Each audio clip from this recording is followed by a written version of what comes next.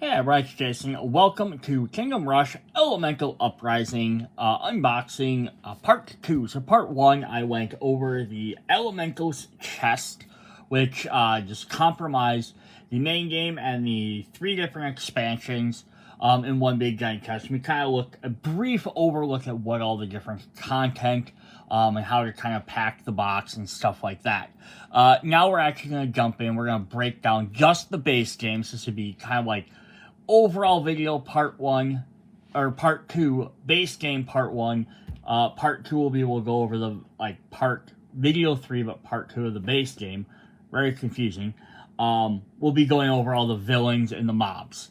But we're gonna go over the heroes, the boards, the towers, all the stuff that you actually play as a character or as a player. So first thing I did want to look at is, let's just retake a look at the boards. We kind of glanced through them in the last video, but we didn't really take that deep of a look at them. So we are going to start off, we have our big 9x9 grids. They're all going to be labeled in the bottom corner, so this is A3.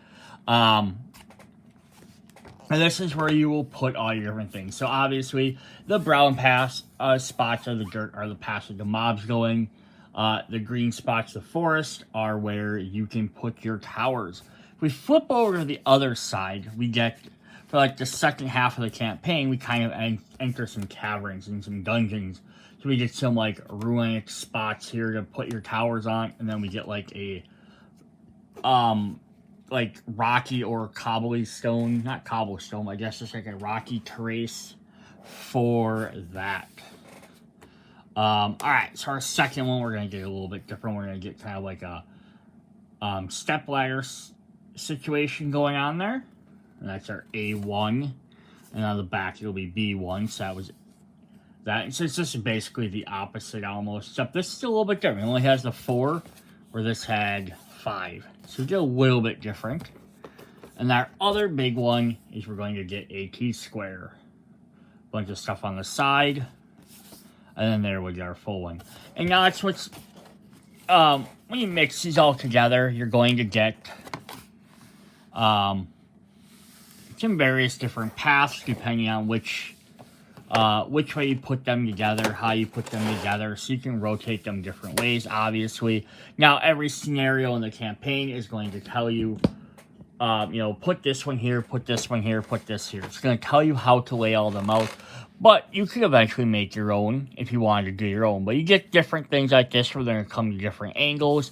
But you have to turn this a different direction. So obviously you can't probably turn it like that because you have to have at least one spot connecting. But you could have something like this, you know, and have them go all the way around. Although I think lots of times you use like one big tile and then use some of the small tiles to fill in some of the gaps. So we do have some small ones. We have a 8 here, which is just 3 regular sand or desert tiles. Then on the other side, we have just 1 path. And so that could be great for combining some of these together. You can even do like odd ones like this if you really wanted to. But you could do some different paths there. Set 1 path like that. Set 1 path like that. So you get some odd different things going on there. Then we have our next one, A7, which gets us 2. On the other side, we have another grass one. So a couple other different grass style ones, just a reverse. We have A5, which is just 100% for placing your towers on. So that's not bad, because then you can drop them on the side and gain some extra room. And then we have a B5 for the background, or the underground caves. I'm not really sure where that's supposed to be. We have another one that's just for towers. And then we have one that's 2 towers and a pathway. And our last one, which is a path in the middle. And a cave, cavern, underground. I keep calling it different stuff every time. For all 3 for tower spots. So that'll give us 4 extra long tiles to play as. We will also get some smaller ones, some 2 tiles. We have 1 of each. Flip it over. Just some more tower areas. Another 1 for each side. Same there. Just similar for towers. And there, so it looks like there's a lot more area and room for towers in the first half, the jungle area. And then when you get to the cavern and cave system, you get a little less place to play towers. Probably kind of make the difficulty a little bit harder. And our last ones, we have another one for grass. But on the other side, we have 2 water tiles. So the water tiles will have a special rule that just says heroes do not enter water tiles. So this can be a great way to like block off different areas, block off outside routes. Plus, it's also used for the Leviathan boss.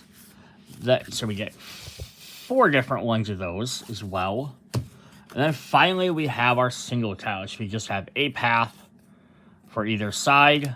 And then we have 2 different ones with jungles on each side, a water, or a tower spot.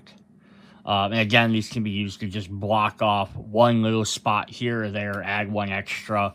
I don't think any of them, like, place them on there. There might be the water ones might go on. I'd have to double check. But I think all of them go on the sides. Like, I don't think anything actually places over another one. So you do have something like this, just to show off some of these. So we have 1 long one up there. Then here's 3 small long ones there. To just give us some different options. And that's just because that's 2 different exits and different entrances. This one is actually kind of cool too, because you got a dungeon side and a jungle side. So that's kind of fun. Get some different ones there. Just some dungeons. Did it go through? You can see all the different ones are all placed. I wanted to see if they had some of the other ones with like water. Yeah, so you have some like gaps in there. See, most of these are all pretty close and tight together, or they're separate ones. We looked at that one already. Yeah, so they're 2 separate ones, or I guess something like that, where you can combine some of the big ones to make an ongoing ramp around path. Because some of these they have different goals. Some are defeat the enemy, they have some where you have to like defeat a certain enemy or stop a boss or do this or that. So they do add some different gameplay elements in there as well. So plenty of different customization there. We're going to leave one of these tiles out here to kind of look at for gameplay reasons.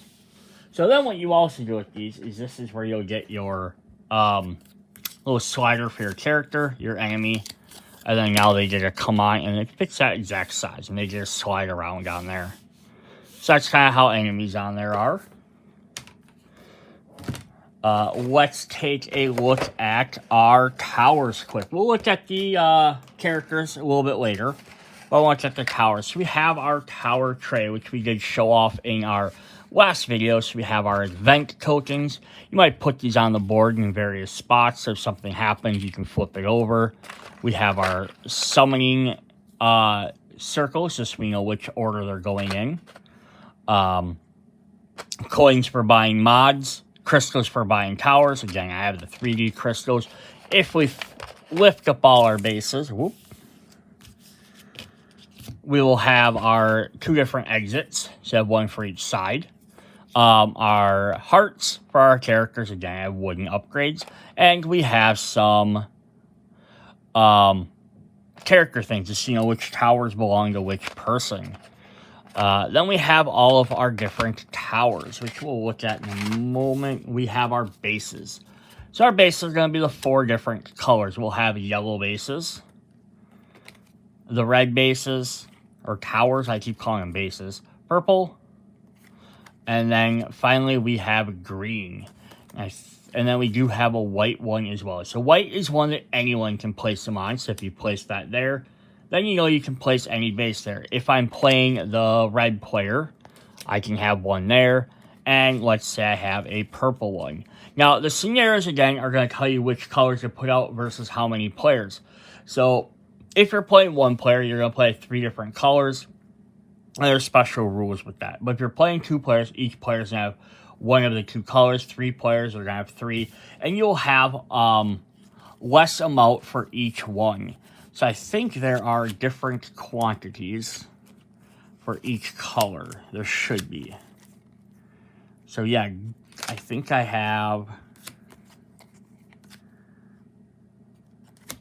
Yeah, so you have 1, 2, 3, 4 green towers. You have 1, 2, 3, 4, 5 purple towers. 1, 2, 3, 4, 5 yellow towers. So I think purple and yellow are for your first and second player. Third player is green with 4 towers, and red player is 4 with 3 towers. Because as you add more and more players, you will reduce the number of towers you have. So again, if we flip back to a scenario book and we kind of look at that. So player 1 sets up the board. They're going to have some different spots on there. So they have the 3 yellow and then the 3 purple. Or a 1 player, and they have a green in there as well. That's 1 player. But if we get into 2 players, we'll see we have just the purple and yellows. And then once we go to 3 player, then you're going to add in the greens. And a couple of spots are covered with the little blooms, so they're harder to tell. And then 4 player, you'll add the reds. But by the time you get to 4 player, each person has less. So if you're playing 3 player, 1, 2, 3, 4, 5, and 1, 2, 3, 4, 5. You have 5 each. Once you drop down to 3, it gets 1, 2, 3 for 1, 1, 2, 3, and 3. So each person has 3. And then once you get to 4 player, we have 3 purple, we have 3, we have 3. So you have more, you have 3 for each color except for red, which is like only has 2 on this particular one, but it might just be because by the end of the thing there was no more room. But there are all various change like that in various things for each one. So if we look at one of the later ones, we see that as well. Some on each side, some on each different color. So yeah, that's pretty cool. So it's not choose your color. You can't be, I'm going to be the red player, I'm going to be the purple player, necessarily. It's, you have to pick whichever colors of the ones they have because they only have a certain number. Now, you could get around that if you own the base game. Not the base game. If you own Elemental Rift or Rift in Time, the first one, because you'd have extra towers, then you could potentially be like, put whatever colors out, whatever character you want to be. So someone really wants to be red, you could swap out all the yellows for reds. You just have to do all that like stuff in your head. Alright, then we are going to look at the towers. So, let's take a look at each tower first, and then we'll kind of look at how some of the towers work. Alright, so I'm going to zoom up in on these for us. So here we have the Archer Tower level 1, and it does have a bunch of different symbols and stuff on there that are good to know. Obviously, Archer Tower, the word tower on the bottom doesn't specify that it is a tower, it's just the name of it. Much like mage ones are generally guilds. The artillery ones are usually dwarven something. And the foot soldier ones are barracks. It's just a kind of like towers are ranged. Guilds are magic. Dwarves are artillery. Barracks are soldiers. Just kind of like the subtype of that. The little one in the corner is going to show its level. So we have level 2 up to 3 and 4. The little sword in the corner is going to show what kind of damage it does. There are 2 basic types of damage. There are melee and magic, or physical and magic. So that's going to do physical, and then the little blue ones are going to do magical damage. That's just to show what kind of damage in case they have a shield or a defense or resistance against those. Then on the top here, we have some symbols with arrows and a slash and another symbol. That's going to tell you what type of damage it does with your tower. So whenever you play this tower, you get now produce this damage. So for this Archer Tower, you get to shoot out one of the tiles of double arrows. So if we grab our little token tray here, you can see we have all those in there. So if we pop them out, we have a little set of double arrows. So it's going to produce that, or it can produce a single one. And the difference is going to be is the other symbols on there. So anytime there's an arrow, red arrows also mean physical, blue arrows mean magical, and purple arrows, which we don't have any for a while, they're called true damage, which do both physical and magical. So they do both. But it's going to show you what direction, when you place your tower, which spots it can hit. So if we take a look at our board here, just to kind of get an idea of how this works. I'm going to zoom back out a little bit here. Sorry for the glare. But if I place my archer tower here, I have the option, oops, all my tokens and stuff are getting mixed up. So I can shoot my double arrow. So I'm only going to do this example for this one probably. We might look at some of the ones later if we need to. But I just shoot one of my arrows either to the space in front of me, the space that way, or the space that way. Orientation of your tower always makes a difference. If I would have my tower angled this way, I could only shoot here, here, or here. I would not be able to hit that. If I had my tower this direction, would be really dumb of me because I'd only be able to shoot this one, or that. If I had it here, though, I could shoot there or there. Now, if this guy was way up here and I was here, I can only shoot one space forward. I can't shoot two. But that's where your other one comes in. The little target shot is called perfect range. It lets you shoot anywhere on the board, but you only get one tile. So that's kind of your choices on this archer card. Do you want to shoot 2 tiles worth of damage, but it has to be limited to one of the spaces in front of the tower, or do you want to be able to do 1 to anywhere? And it might make a difference, because if he's up here, 1 damage is better than nothing, but if he's here, 2 damage is obviously better. How do damage tiles work? You place them on the board. Very simple. You just want to cover up all the different characters on the board. Once they're covered up, that character is defeated. The entire tile is defeated, the enemy horde, when all the spaces are taken over. And that's also where tower placement is going to make a difference as well. If this horde is coming this way and then it has to go this direction, this is probably your best bet to put him here, because he's going to be able to hit there. So if he's here this turn, I can play his tower, shoot him for 1. Hit him for 1, take out that guy. Next time he moves down, I could just shoot him for 2. I could take out that one. Then if he moves here, I could shoot him again for over there. Another time. And then by the time he moves here, I can also, because every time you replay your towers, I could replay it this direction the next time. But yeah, it gives me some different options there. So that's basically how that works. So I'm going to set these back off to the side. And we'll take a look at some more towers. So you do get 4 copies of each tower. If you would like to upgrade towers, there are 2 different ways to do that. There's a back of a tower card before we jump into how the rest of them are. So if you want to upgrade to level 2, there's step number 6 in the game. It's called buy towers and mods. Either you can spend 2 crystals to buy any level 1 tower, or spend 3 crystals to buy any level 2 tower. So you can buy a level 1 or 2 tower. That's very helpful to do it.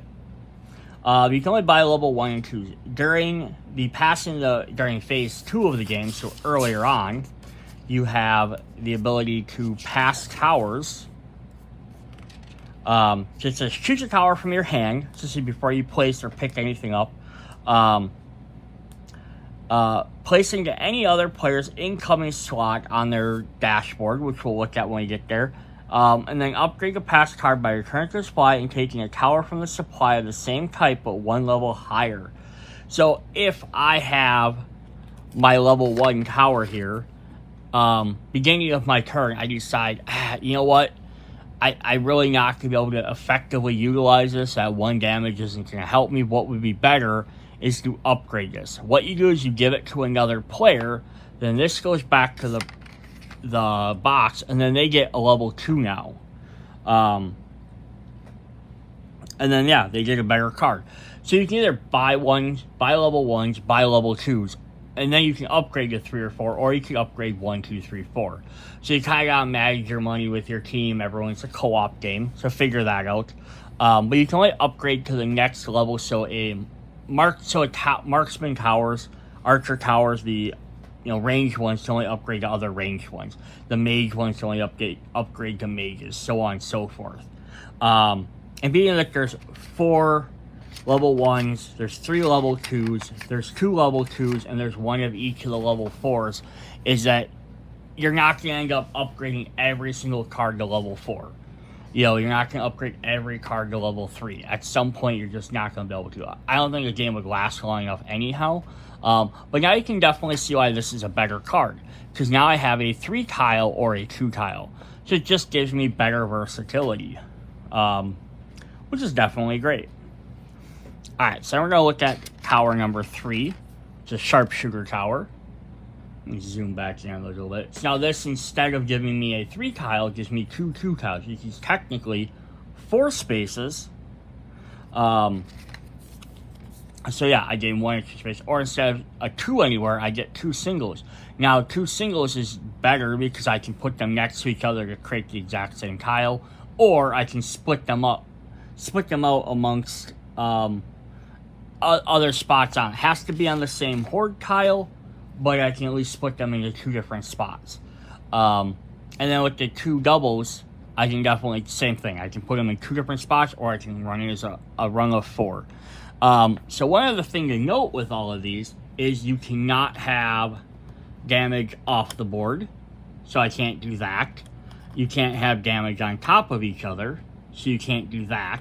So you have to, that's where it starts getting strategic. And that's where these single ones can at some point become very helpful. Because otherwise, if I have this one little guy down here, rather than having to waste that spot or waste a spot there, trying to shoot at him, I can just put a single on there. And then obviously there's going to be other shapes that will help out with that too, other characters and different things there. Alright, now we're going to look at level 4. So level 4, we have 2 different ones.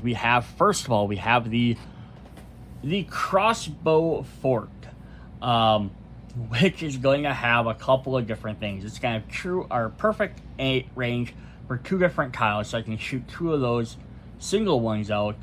It has a no mod on it. I cannot mod this tower at all, but I do have the ability to get some crows out of it. I'm going to just see if I can find the...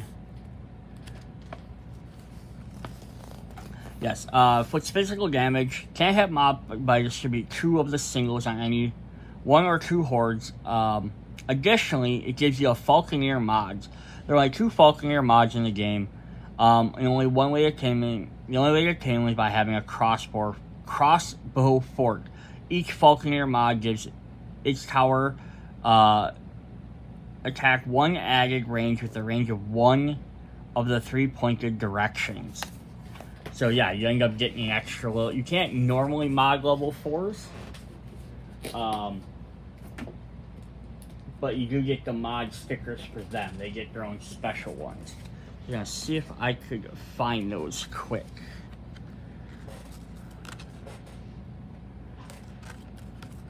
Yeah, so they're going to be these little guys there. So it's going to show I get the 2 mod stickers for that to do a physical damage in 1 of the 3 directions. So that's kind of cool. And we'll get to mods. Basically, the little mods on here let you attach stickers to your towers to make them better overall. So that way I can have an archer tower that maybe does magic damage or something like that. And we'll look at those when we get to those. When we get through all the towers. We'll kind of fly through the rest of these. Our other level 4 is the tribal axe throwers. So they get to throw 3 doubles or 2 singles, but they also get the shaman totem mod, which says, and place 1 totem adjacent to a horde, and place 2 tokens anywhere. Choose 1, so either you can place a 1 double and 1 horde on an adjacent tile, or it's pointed to, or you can place one of them. So I did a place either these guys with a totem or those guys and a totem. I did a totem either way. So totems cannot cover enemies, place it anywhere on the horde on top of an existing tile.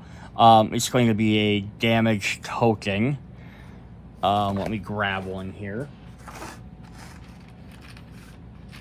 So it's going to be one of these little tokens. So it just goes somewhere else on the board. You'll maybe like you already put it on top of one of them, just because it doesn't actually circle, so it doesn't actually cover up an enemy. So that's something you could lay like that, just to show that it's on that character. What a totem does is it disables any magic shields, deactivates any special skills like Heal All, Enshroud, or Sharpshooter. And then if the horde moves, it gets rid of that totem. So basically, it basically gets rid of some of their extra defenses. So that could be worth upgrading to if you're having trouble with those. All right, let's look at our mage ones. So now we can see right here. Our mage has magical damage. So it's gonna shoot one space forward, but it shoots an L tile. Let's take a look at how that works. So far we looked at straight tiles, but let's look at an L tile. So when you shoot an L tile, you can definitely do something like that, but you can also rotate it different directions. So maybe I need to put it over here to start down there. Maybe you're in a bind and you had no way of getting rid of that guy. You can cover him up like that. Cover him like that if you needed to. Put one guy up there if that's how you absolutely had to do it. Kind of a waste of two spots. Put him down there to take out two. So you have different options. You can rotate it freely. So yeah, that like versus, just as a direct thing versus this. It's going to cover up 3 spots versus 2 or 1. But it has less versatility, being that this can go 3 different spots and this can go anywhere, versus that can only go to the tile it's aimed at. So this is only going to shoot this direction. If I have it turned this way, I have to wait until a guy got here to shoot at him. So it has a little less that way, but it does also have the fact that it gets an additional mod. So you can put 2 different mods on there. And that can make up for it, because now you can double mod this tower and give it 2 extra special abilities. So if we look at our level 2, we're going to upgrade to a straight square. So it just gives us 1 extra tile. Not super, super awesome, but it's also the only way to do magic damage. All the other towers do, they'll do physical damage. So that's also the other difference between these guys. If we upgrade to level 3, we have the Wizard's Tower, which now also still only covers 4 spots, but now it can go to 3 different directions. But it can also do a 2, a 1, and a 1. So let's just break that square up into a couple different spots. That's very helpful. Alright, our level 4, we have the Necromancer's Tower. So this has the purple glowing blade and the purple arrows, which means it's true damage. So true damage lets you just avoid all different defenses. It also says it may have an additional mod, and you place 1 damage and 1 soldier on each adjacent horde. So this goes every single direction. So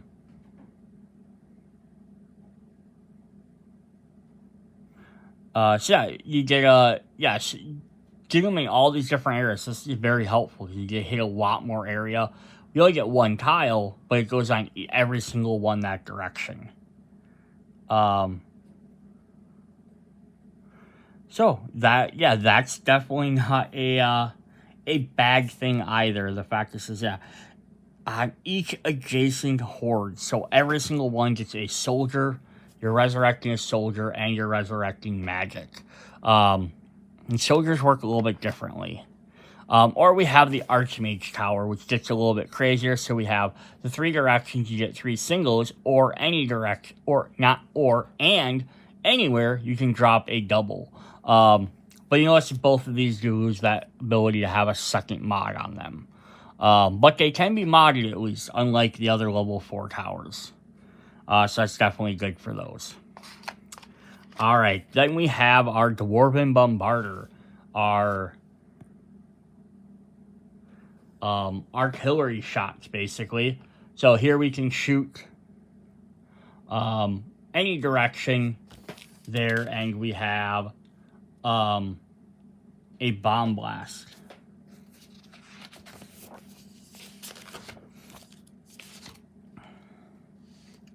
So it's artillery damage. So yeah, when it has the little symbol inside there, as opposed to like these ones where it doesn't. I get to choose these tiles and shoot that way. This one means I get to shoot them in all 3 directions. So I get 1 damage, but I get it in 3 different directions. It spreads it out. So maybe not as effective as taking out a direct tile, but it can be great for taking out, doing extra damage to multiple different hordes. Then when we upgrade it to the Dwarven Artillery, we get a double shot for the same thing. And then when we get the Dwarven Howitzer, we get to shoot it in a double shot in every direction. So this can be very helpful depending on where you play it.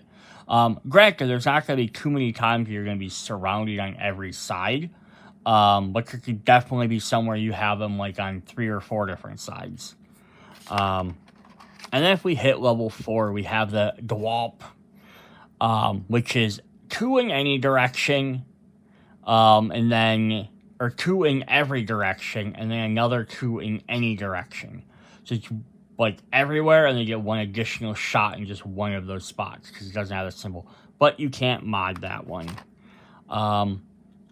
Or we have the Battle Mecha T200, which any either double forward, or the left or right angle,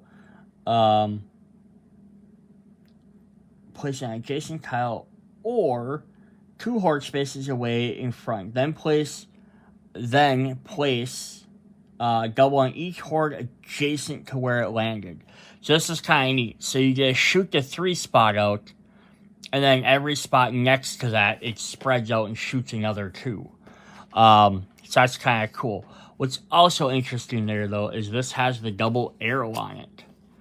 So what the double arrow means, if I zoom out, it means this can shoot here, here, here, or here.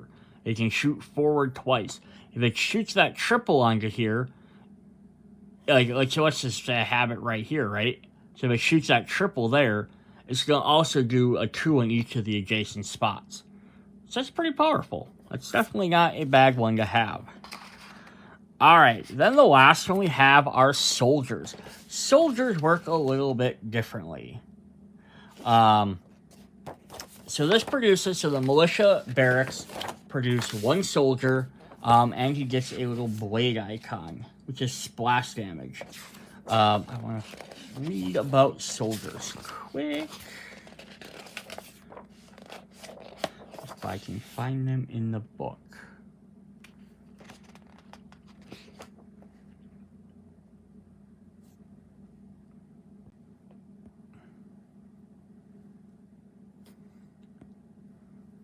Alright, so the barracks are first of all not going to be able to be modded, but they do have a couple extra special features. One, down here in the corner, they're going to show that they have an extra little thing. That means you can also place an additional tower on top of the barracks. So this lets you basically use them as the soldier card, and then you can build on top of them as well, which is very helpful. And then what soldiers do is they let you play their little miniature outs. Again, I have the deluxe edition, so we have little meeples, or we have little miniatures instead of meeples, but they work the same way. They go on a spot and they cover up, so they work as a 1-tile damage token. But they have an added bonus of what they do. Is this one actually has a special effect too, but just the soldiers in themselves, they have 1 health. So if they ever take damage for whatever reason, they're defeated. But what they do is when a horde with any heroes on it or a soldier on it. So they kind of work the same way as heroes for this reason. Tries to move, it does not move. Instead, deal 1 damage to each hero and soldier. So what they do is they prevent it from moving. So if this is the end of my turn and I play Shot of Magic there, I place a soldier there. Now the horde gets to move. It tries to move, but because there's a soldier in the way, it's not going to move. It's going to deal 1 damage to him, remove him. So it doesn't cover that spot, but it prevents that from advancing. So it's definitely a useful thing to have, because it can keep some of the guys from getting further through quicker. So then what the little blade does, that's an extra special ability that they have, called a spear. And what the spear lets them do is when they attack or are placed, each soldier also places 1 spear damage tile on a different horde adjacent to it, which the soldier is just placed. So basically he lands on that tile and then he stabs over another spot and does another point of damage. That's very helpful, and that one will stay on there versus him getting moved. So let's see what we have for level 2. So for level 2, we have the Footman Barrack, which lets us place 2 soldiers plus spear damage in one of the 3 different directions. I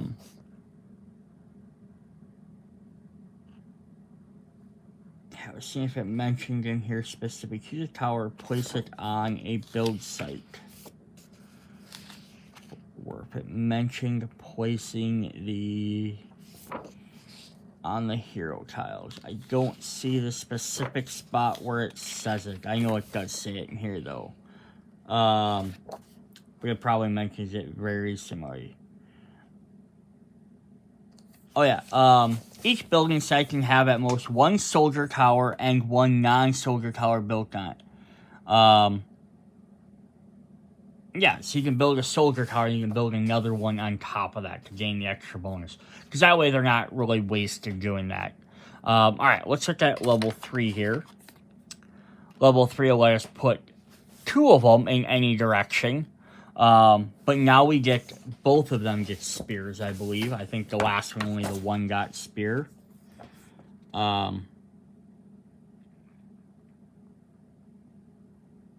Yep, then for each soldier, you get to place 1, so you get an extra one. Those are the Knights Barracks. And then if we get to level 4, now they do true damage. So it does the same thing as the last one, except now we have true damage, which lets us get past the physical thing, which is very helpful. It also has 2 build spots on it, so that's pretty cool. You can drop 2 extra towers on top of this one. Or we have the Knights Templar, which does all the same stuff. Lets you build on it, place two soldiers with spears in any direction. Not every direction, just one of the directions. Plus, it also has the little health icon. And it says, 1 hero adjacent to this tower regains 1 health. So it also helps you heal guys as well. So those are the different towers. Now, you'll notice there were 2 other towers in here. But they're for an expansion set. So I'm not going to look at them now, because that's part of the expansion. So we'll get to those.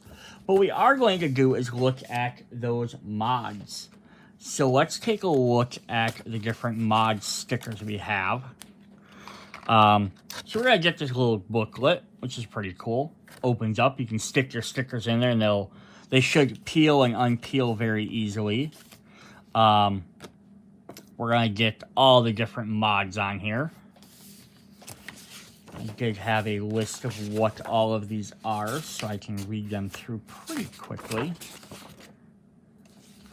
So there are basic tower mods and advanced tower mods. And you're going to get 2 copies of each of these. So I do have a second sheet here. This is just in case something would happen to them throughout the game. Your basic tower mods are these 3 here, and these 3 at the top. So these 6 right here are your basic tower mods. So the first one's perfect range. Just lets you give any tower perfect range, which again lets you aim your ability anywhere. So now imagine taking your level 2 Adept Mage Guild, and then attaching one of those to it. So I'm just gonna, let's see how that works here. So I peel that off, and then I can stick this mod on there. And now, my tower has perfect range as well. So now, not just saying I can shoot that one spot, I can put that 4th spot anywhere. And like this one also has the ability to have a second mod on there.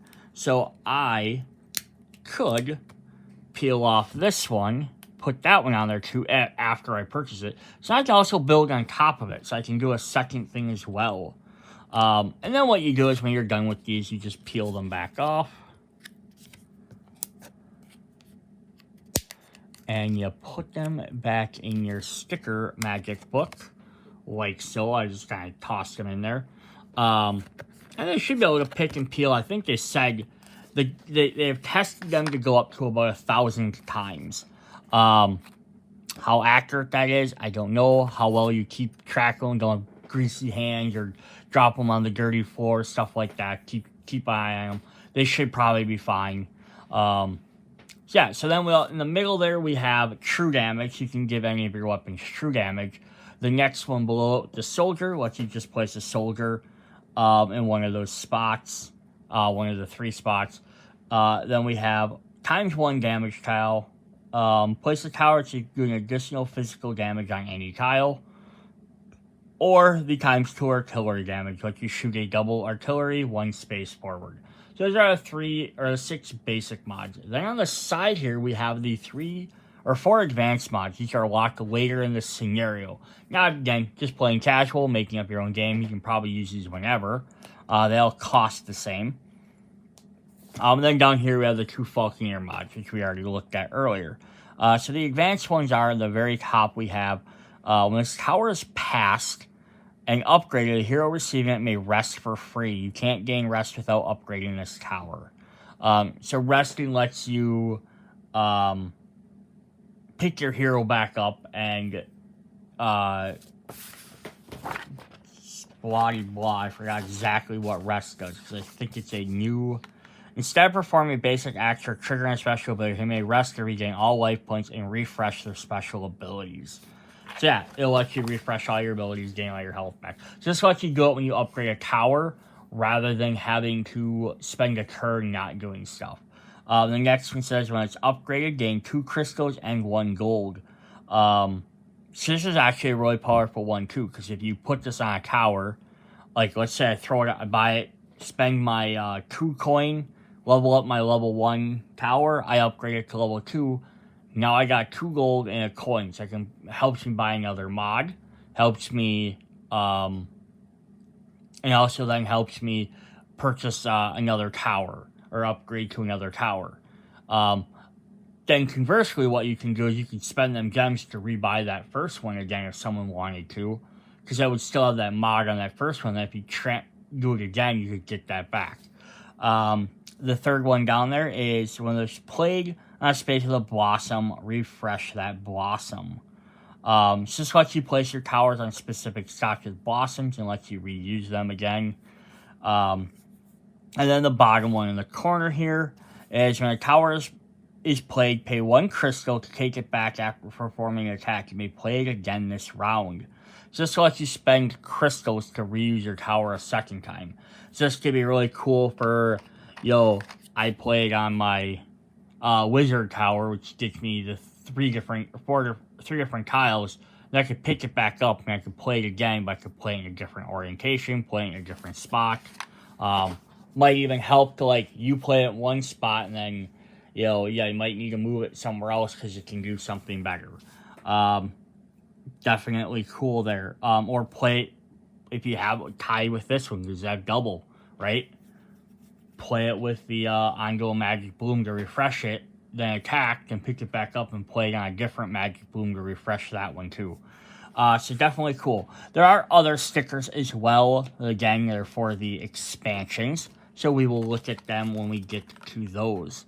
Alright, so that concludes all of our towers, our mods. We are going to look at the various characters now and their abilities. Alright, I forgot we had our blossoms to look through. This is a brand new mechanic that wasn't in Rift and Time, the first version of the game. So these are little plants you will get. They will have little tokens associated with them, which will tell you in the scenario how to set them up on the board. They have a regular side and a withered side, which is up their use side. And each one activates anytime you move through them or end a turn on them. It says, if you move through a space or end on a hero is moving on top of a blossom, you may immediately flip the blossom face down to activate. You may activate multiple blossoms during the same turn. If you move through or on all of them, face down blossoms cannot be activated. Each blossom may only be used once unless you flip it back up using a tower or a champion ability. They all deal true damage if they do it, so it's the purple damage. So our magic, and they give us these nice big cards, which are really helpful, just to keep track of it. So the Magic Blossom here says, when triggered, put a magic tile on 2 different hordes in perfect range, then flip the blossom to its withered side. So these guys will get their own special little damage tile. So basically, this will let you shoot a little 1x1 tile somewhere else, on 2 of them, somewhere on the board. Up next, we have the Storm Blossom. Whoops, which is upside down. Which will be the little lightning looking one with like a tornado on it. And then it withers down into like some clouds. It's kind of neat. So when triggered, put a double thunderstorm storm mod on any horde. Remove all soldiers and retreat other miniatures from that horde. Then move it to an empty space on the path. Then flip the blossom to its withered side. Bosses are immune to the Storm Blossom. So this would get you a little double one. So like the other one shoots out 2 anywhere, this gets you a 1. So it's double the space on 1 tile, but it's very similar. But it also says retreat all other miniatures from that horde. Then move it to any empty space on the path. So it's gonna push your soldiers off, your hero characters off. If there happens to be anything else that's not a boss on there, like shade elementals from the expansion, different things like that. So that's kind of interesting as well. Up next, we have the Fire Blossom, which we have that little tile, little blazing plant there, which then ashes out a little bit. Snuffs out, I guess would be the right term. When triggered, put a fire token on each horde adjacent to Fire Blossom, and then flip it to its withered side. So this is, again, is just going to get a little 1x1 tile, but instead of being able to put it in any spot, it can go to adjacent spots. So depending on where it is, it can be very powerful. We have the Earth Blossom, which is going to give us a little stone one. And then when it withers, it just kind of breaks off. And that one's going to say, when triggered, any hero in perfect range gains protection till the end of the round. Put a shield token on that hero's board as a reminder, then flip the blossom to its withered side. So this one works a little bit different. It's going to put a round shield token on your character. And what that will do is it prevents them from taking any damage. I believe if they take damage, then they remove it. I was trying to see if they had this spot where in the book where it specifically meant, yes. Hero ignores damage until the end of the round. They may not lose any health, so a hero with protection cannot be knocked out. It's not just a hit, it protects them from everything till the end of the round. Then finally we have the Frost Blossom, which will give us our little ice one. And then when it withers, it just kind of melts away. And that one will say, when triggered, put a ice token and one of our totems as well on any horde in range. Then flip the blossom to the other side. The totem disables shields, both physical and magical, deactivates heal all, sharpshooter, and evasive horde abilities with the totem after advancing the horde. So that's the other way to get that out without having that one special tower. So those are the 5 different blossoms that we gotta look at. Just wanted to make sure we showed them off because they are a little bit different. And I also forgot to mention, well, as I'm talking about things I forgot, is we do have some special tiles here that go on the board. The other thing that's not part of the bad guys, as long as we're talking about tiles, is we do get murky pond tiles, which are basically heroes cannot enter them. They're just blocking spaces on the board. So if they go on a spot, like on the outside, you can't place towers there, you can't move there. Some of the bosses may use them for their various effects. In the same way, we have rift tiles, which are big and open, which again, I don't believe you can place anything on them until they can go away. But these, at least when you land on them the first time, then you flip them over to the second side and it shrinks it down a bit. So we show the 2 different sides next to each other. Then if you go move on it a 3rd time, it gets rid of it. So eventually you can heal that rift and you can put stuff in there. Then the 3rd different type of tile, which we have, one side is grass, one side is like earth, is these are little lava pools. So when lava pools come into play, they're going to get gems and coins on them. If a hero ends their turn on that tile, they can pick up them gems and coins, like 1 each time. So they can activate it a couple of different times. But at the end of the turn, any hero on or adjacent to it also takes a point of damage. So it's a little risk reward. I can hop in, get some gems or coins. I think it's like one's gems, one's for coins, looks like. But you might risk taking damage. Those just end up on the scenario. They'll tell you when to put them in there. Alright, now we can look at our heroes. So, we're going to start with... We'll start with Geardry.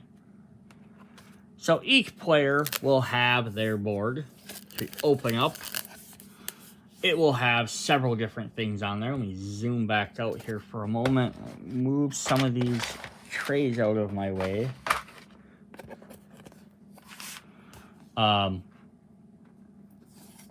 Let's see if I can get that to kind of sit on there. Not really. Let me... So on the back of their card, they're going to just give a little bit better definition of how each of their ability tokens work. We'll look at those in a minute as well. But let's see if we can get this board to kind of sit on here.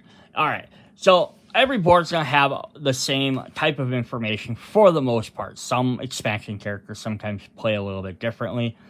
But we will have the basic attack, what type it is. It's a magic attack. Physical or melee, it's going to tell you there, like little fists and stuff. So that's a melee range or not. So melee means you have to be in the adjacent tile next to it. Because like a tower is going to be off the board, shoots forward onto the pathway. The hero gets placed onto the board. And then you get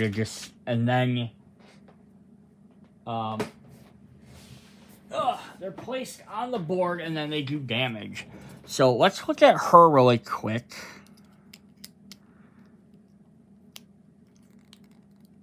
If I can get her into this contraption.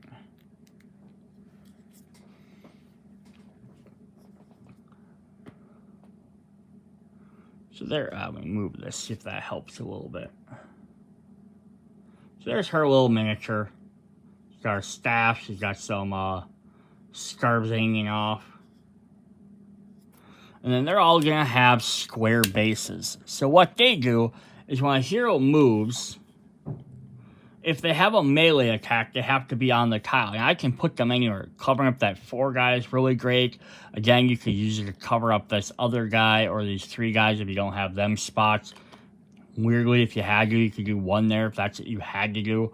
Much like soldiers, if they're on the board and it tries to move, it won't move, but they'll take a point of damage. And her basic attack is melee, so she has to be on the tile to attack it. If she had a ranged attack, she could be down here on the tower and attack forward, much like a tower would. So yeah, every character then is going to have that basic attack.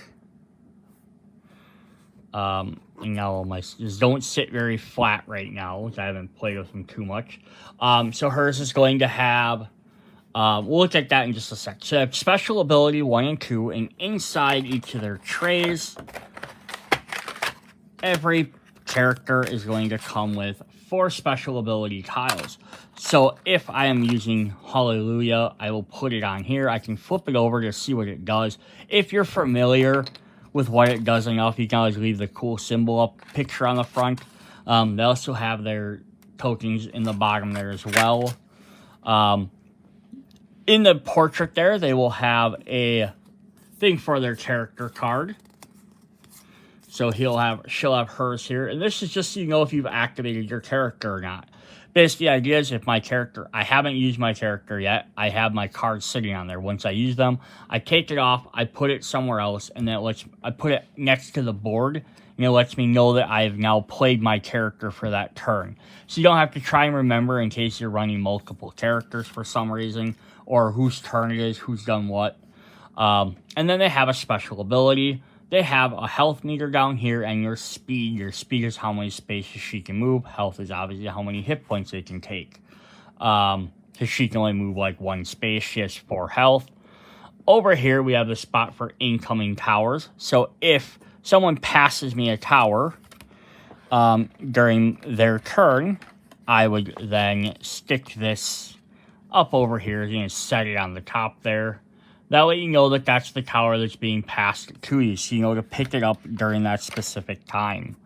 Turn sequence is a nice little quick reminder, and then an extra special ability if they have one. So cool. So that's going to be all the basic stuff for each character. On the back of each of their card will also be solo mode, so we'll look at that a little bit later. Alright, so for Deirdre, we have her basic attack, so one of the 3 directions, she can shoot out her double-sided magic bolt, or crystal wand, or whatever it is. But it has to be on that tile. She has Wings of Light. Before activating Deirdre, you may move her to any space. So although she only has that 1 regular movement, she does have a free movement to anywhere on the board, but then she can only move limited after that. So she kind of like flies over somewhere and then she lands, does what she needs to do. Then down here we have Holy Light, which says whenever a soldier is removed from the board, put a 1-spot magical in its place. So that's kind of fun. So if a soldier gets removed, she's going to probably want to focus on these soldier towers. Alright, then let's look at her abilities here. Her skills, I should say. So the skills are going to here show if they have special damage with them, just as a quick reminder. They're going to have either 1 or 2 symbols on there. And the little like spirally thing is going to basically be on the beginning of a mission. It'll tell you if you're allowed to have how many different points of those abilities you can have. If you can only use the level 1s, or you can use the level 2s, or not use any at all. I'm going to flip back to where their abilities are, so I can remember what all of them mean. Alright, so for Hallelujah, we have... I'm going to move this over. We'll center this a little bit more for everyone. A hero in or adjacent to Deirdre's space recovers and gains protection until the end of the turn. Then put a attack in this hero's space. So that's cool. She gets to heal someone, give them protection, and gets to do a point of damage. Her next one up is Consecration. These are her level 1 abilities. Return a level 1 tower on a building site to Deirdre, adjacent to Deirdre to its owner's hand. Yeah, so that way you can replay it again, basically. Or play something else in that spot. Maybe I played a magic thing, but I'm like, oh, it'd be helpful to get rid of that, and I could play a soldier one. That way they don't move as well. So that's pretty cool. For level 2, she has Purification as a hand. She has some true damage to it. She's just to play perfect range, 2 different double tiles. And our final one is Satyr Perch. It has this little red dot on it, which I believe just means it's passive. So it says, this is a passive ability that replaces Holy Light. Just replaces her other one on the thing. This is the first time a soldier is placed on a horde in a round, put a hit on that tile instead. So what this does, the other one says when they get defeated, you place one. This lets you be a little bit more proactive in every time you place one. So you don't have to wait till they take damage. So that way you might be able to save them, because they might defeat the horde while they're still on there, versus basically them just replacing the horde. Yeah, so that's pretty cool. That is Deirdre. She's our first character, our holy character. Alright, up next we have, zoom back out here, we have Elric, who is our fire character. I'm just gonna put all of these back in here. Yeah, so on the back, they do give a lot more better description on each one of those. If you need to know. So it's very, so that way you don't, if you have your character out, you don't have to keep hopping back in to the manual or the glossary guide to figure that out.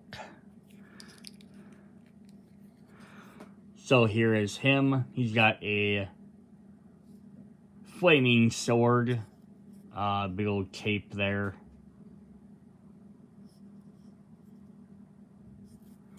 Eldrick. What does Eldrick do? So if we open his stuff up, his basic attack is melee, but he gets a triangle shape. So he's going to hit you for a melee slash and a triangle arc. His special ability that says at the end of his first move of the game, after Elric rests, move 2 Sand Warriors from Eldric's board to his space. Sand Warriors may be moved in place. Moved the turn their place. So, and I have you can get meeples for them, but I have the miniatures, but you're going to get a little sand warrior, little guy's face in there. Miniatures for those. And you only get 2 of them, so you're not going to end up with a bunch. But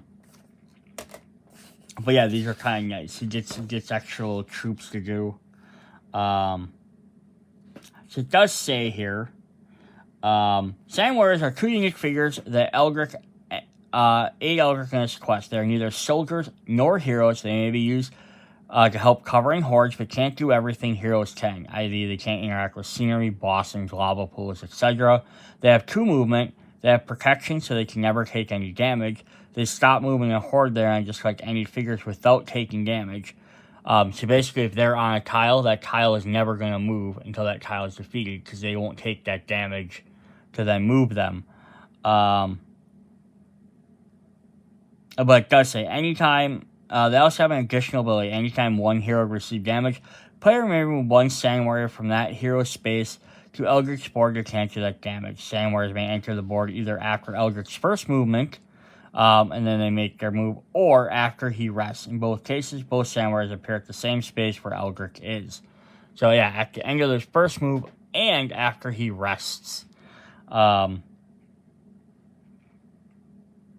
says, while a horde moves onto a space occupied by any Sand Warrior, they have to retreat just like any other hero. So, although if they're on a tile, that tile won't move, but if a horde moves into that tile, then they have to move somewhere else.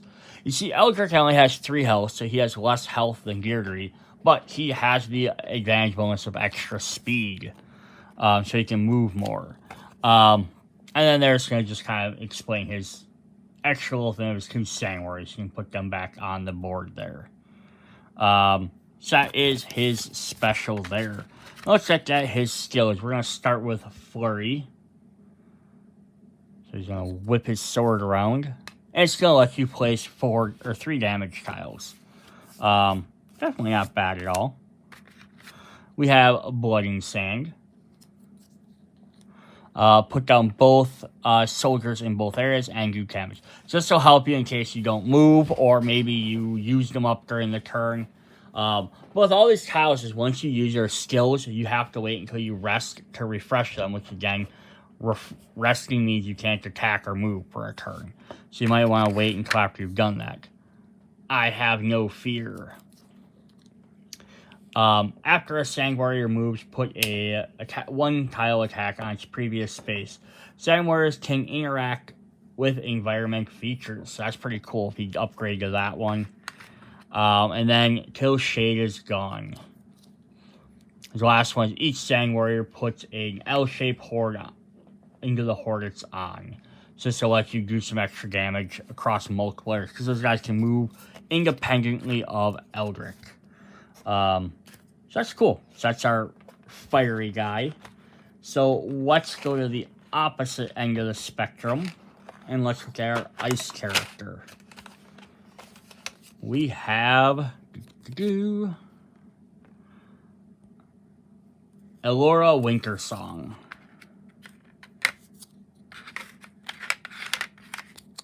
Just gonna put my tiles back in really quick. Yeah, so she's gonna be our ice elemental. So if we have a fire guy, we have an ice guy, we have a holy guy, or holy woman, rather, I should say. Alright, let's look at her board here.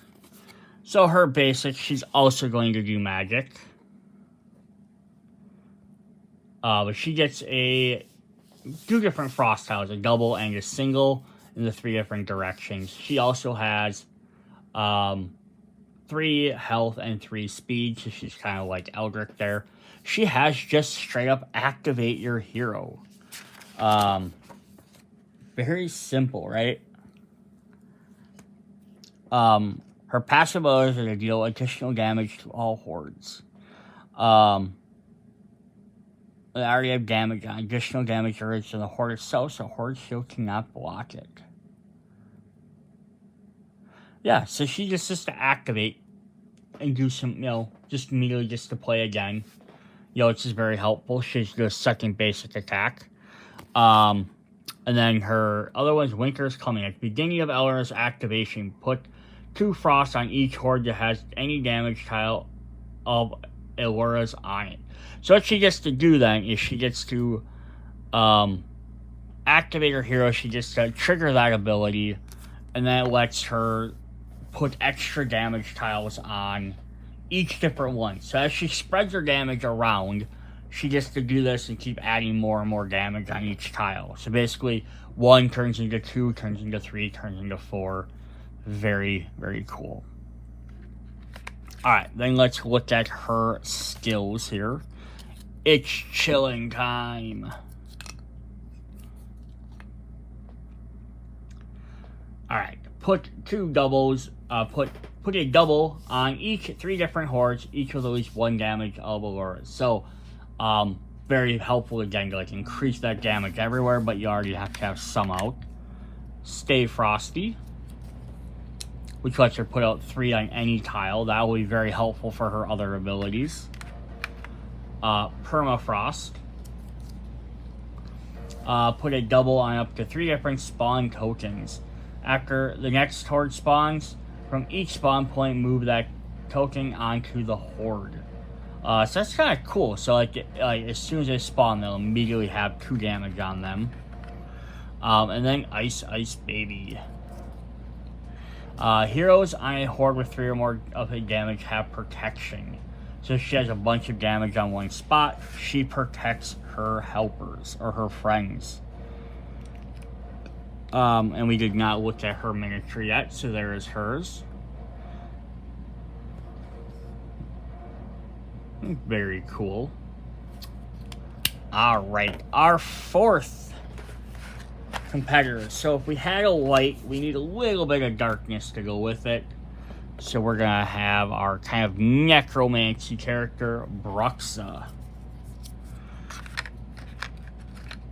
So if we had holy or light character with Deirdre, this will be our kind of again, dark magic or necromagic. character with Bruxa. So she is going to have a basic attack of 2 skulls in one of the directions for magic. She's our 3rd magic character. At the beginning of each of Bruxa's activation, activate each skull she has, put 1 skull on her horde that is adjacent to her. So it says she can have up to 3 skulls on her board. She starts with 0 skulls. Each time a horde that is in or adjacent to Bruxa's space is destroyed, put a skull on her board. So basically, as long as more things get destroyed, if she's near them, she gains skulls. And at the beginning of each activation, she gets an extra damage. So eventually, you can start doing 3 extra damage every turn for free, basically. So that's pretty cool. That is definitely cool for her. She has, let's look at her skill token. She has Laughing Skulls, which will say recurring any number of skulls to the supply, do 1 double damage for each one. So this could be very helpful, like finish off at the end. The payment is fair. Add 2 skulls to your board. Just straight up help out there. Dread Aura. Dread Aura sounds cooler, but Dread's also good. Turn any number of skulls for each return to hero has protection until the end of round. And then she has Bone Dance. It seems like everyone's going to get at least 1 passive, which is cool. Bruxia's maximum health is reduced for 1 for this scenario, but she can have a 4th skull token. And then here are her skull tokens she gets. She goes with her other things, compared to like the size of her regular tokens. So that's Bruxa. That's pretty cool. Then our 4th and our last brand new character for the base game, again, there's some in the expansions, is our other, our other male character, Satam. Whoops, I just threw all of her tokens on the floor. I will grab them after I'm done with him. Alright, so what does Satam do? He's our Monkey King, it looks like. Alright, basic attack. Melee attack, so there's another melee has to be right next to him. Places down 2 little barbed tokens. After dealing damage, moves Satam up to 2 spaces. So after he hits someone, he gets to move somewhere else. He has 4 health and 2 movement. Mighty Monkey. Whenever Satam moves, put a 1 damage on each horde he leaves. So that's kind of cool. So he does the damage, and then he just move 2 spaces. So then the one he just did damage gets an extra token. And then the next one gets a token, and then he lands on another one. So he's getting ready to attack again. So that's pretty cool. He's going to be like running damage around everywhere. Assassinate Santa Squash Banana. Which says move him up to 5 spaces to do damage for everyone he leaves. Angry God. Satam has protection for each damage tile or soldier placed on the horde Satam is on. Also put 2 damage on that horde. So basically gains boosts whatever tile is on. So that can be very helpful to him move around. Monkey Palm. Move Satam up to 1 space. The horde Satam is on doesn't activate this turn. And then finally we have Spinning Pole, which is put 2 damage on each horde adjacent to Satam. Very nice. Alright, so we only got one last thing to look at here, and that's the solo stuff. Before we looked at solo, I just remembered I did not show off Bruxa or Satam miniatures. Yeah, she got her skull staff, she's got a little voodoo doll. See her hair there. And then if we look at Satam, there he is hanging out on his battle staff. Come on, focus on him. There we go.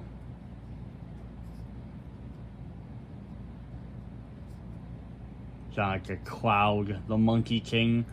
You're referring new Dragon Ball Z, Nimbus and Power Pole. Very interesting concepts there. All right, then again, so last thing now we want to look at are our solo cards.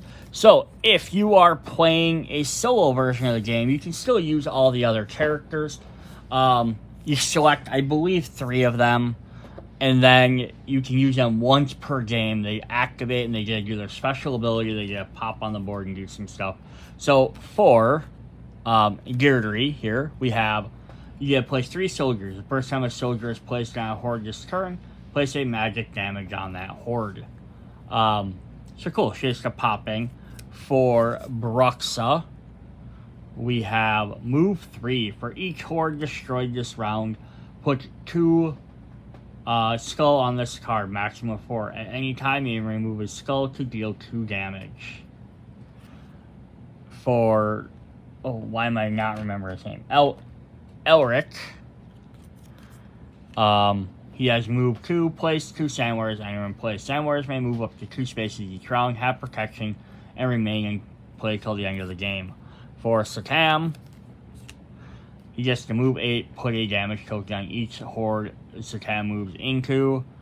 And for Elora, finally, we have place 3 tiles. At the start of your next turn, place 2 tiles on each horde that Orna has damage on.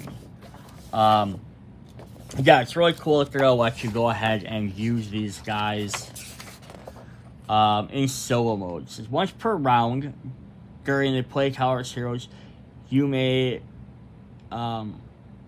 place bench heroes miniature in any horde space in the following place modes. Activate the effect on their card. Remove the bench heroes miniature and card from the game at the end of the round. It was used unless its effect says to do otherwise. Each hero may only be used once per game. Yeah, so you get just an extra little bonus for using them. And it says 2 bench heroes and 3 buildings. So you get 2 bench heroes. So that's pretty cool. The other thing is I believe you can also, I have to double check, but I believe that they have solo cards for all of the other Kingdom Rush characters as well. We do have just quick rules here on that. Not on that exactly. But crossover, Elemental Heroes in Rift in Time. These all heroes from Kingdom Rush, Elemental Uprising in Rift in Time, which is the other version of the game. Remember that in Rift in Time, heroes can't attack bosses or portals. This applies to all special abilities and attacks. All damage tiles dealt by heroes from Elemental Uprising may be rotated. Yeah, so there's some slight differences there, which I'm not really sure why they're exactly different. But it's basically saying, like, I get in Rift in Time, there wasn't the ability to attack bosses or portals, and there kind of might be in this game. I don't get, in this game, all damage is rotatable. In the first one, only certain damage is rotatable. I personally think just all damage should be rotatable regardless. There's special rules for each of those couple of different characters. There's also listed for solo mode when using Elemental Uprising heroes as bench heroes in Rift in Time. Ignore all their abilities, instead perform the attacks according to the descriptions below. So they just get one of these attacks to do each time. Yeah, so you get a couple of different things. Or vice versa. We also have Elemental Heroes in this game. Same way, they just have a couple of them have special abilities that work. Otherwise, they work the exact same way. And solo mode, when using Rift in Time, heroes as bench heroes in Elemental Uprising. Instead of performing basic attacks, place a bench hero in any available space. Move 1 bench hero 1 space for each move point shown on their board. You may trigger all blossoms on their environment, and then perform 1 special ability. So they work a little bit differently. They didn't make extra cards for them. That would have definitely been cool, though. Even like a stretch goal thing, like, hey, you own the first one, here's like, alright, even like an add-on. Here's all the solo cards for the original characters. That would have been kind of cool. Alright, this is a very long video, so sorry about that. Hope y'all stuck in there with me, but this is all of our heroes and our boards. Next part will also be probably long. We're going to go through all the different villains and horde cards. All that fun stuff.